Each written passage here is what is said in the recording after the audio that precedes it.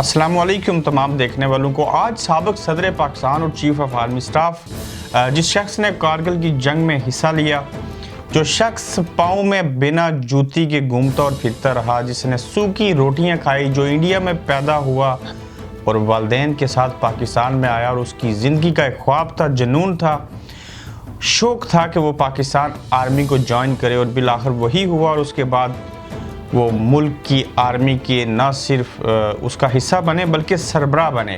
सरबराह बनने के बाद उन्होंने आइन को तोड़ा, उन्होंने गलती की और इक़्तिदार हासिल किया और 10 साल किसी मुल्क के हाकम के तौर पे भी खिदमत अंजाम दी। ये अक्सर औकात हमने पाकिस्तान में देखा है कि मार्शल लॉ लगे, चीफ ऑफ आर्मी स्टाफ ने टेक ओवर किया, सारी चीज़ें हुई, लेकिन परवेज़ मुशर्रफ को आज खुसूसी अदालत ने सज़ाए मौत सुना दी। और ये भी तारीख में पहली बार हुआ पाकिस्तान के अंदर कि किसी डिक्टेटर को जो है वो खुसूसी अदालत ने सज़ाए मौत सुनाई। दूसरी जानिब ये सज़ाए मौत, ये सज़ा का सुनाए जाना मेरे ख्याल से ये एक डमी सी चीज़ लगती है, खाली जगह को पुर किया गया। काफ़ी चीज़ों के ऊपर बात होगी और मैं ये भी बताऊँगा कि ये वो शख्स है जिन्होंने खाना काबा की छत के ऊपर खड़े होकर नारा तकबीर अल्लाहु अकबर लगाया था। ये एजाज़ किसी के पास नहीं है। परवेज़ मुशर्रफ साहब को मैं ज़ाती तौर पे कई बारहा मरतबा मिला, कई दर्जन बार उनसे मुलाकात हुई, उनके इंटरव्यूज़ किए, उनको इंटरव्यू देते हुए सामने उनके घर में बैठे, खाना खाया, काफ़ी ऑफ द रिकॉर्ड चीज़ें भी हुई, जिनमें से चंद चीज़ें आपके साथ डिस्कस करूँगा। उनको बीमारी है, मैं एक वाक़या सुना देता हूँ कि वो जब एक टेलीविज़न को इंटरव्यू दे रहे थे, नदीम मलिक साहब को रिकॉर्ड हो रहा था उनके लिए, तो वो बातें करते करते रो पड़े और इमोशनल हो गए। और जब ऐसे हुआ तो मैंने इंटरव्यू की रिकॉर्डिंग जब ख़त्म हुई तो मैंने उनसे पूछा कि, क्योंकि मैं कैमरे के ऊपर था उस वक्त, कि आपके साथ ऐसा क्यों हुआ। आप कहते हैं मुझे तो पता नहीं है मैंने ऐसे किया है। नहीं सॉरी, वो बोल टीवी को इंटरव्यू दे रहे थे उस वक्त।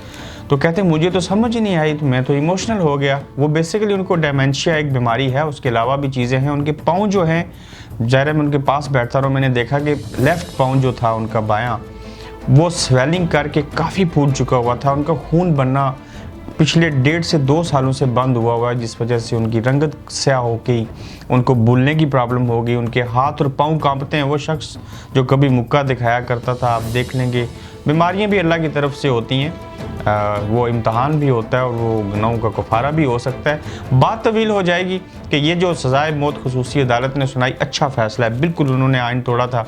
उन्होंने अकबर बुगटी साहब को भी मारा, लाल मस्जिद का इशू था, बाकी चीज़ें थी, लेकिन ये अच्छा इक़दाम है। लेकिन ये फ़ैसला ऐसे वक्त में, ऐसे हालात में किया गया जबकि उसकी कोई हैसियत नहीं है।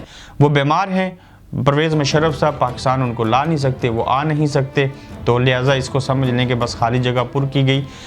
बात जिक्र करनी थी आपके साथ कि किस तरह से मैंने अभी भी उनके साथ, अगर उनको अल्लाह ने सेहत दी तो एक नशिस्त होगी, एक एवोल्यूशन तैयार करूँगा उनके साथ।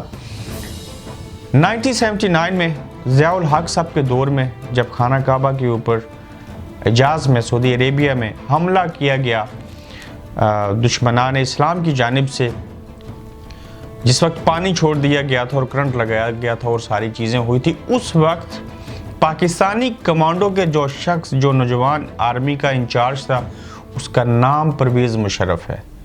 जिस शख्स ने वहाँ पे ये मशवरा दिया था कि इनको मारना कैसे और क्या चीज़ें की गई, और वो सारा प्लान जो था ये उस कमांडो को इंचार्ज थे जिन्होंने ये ऑपरेशन किया था 1979 में।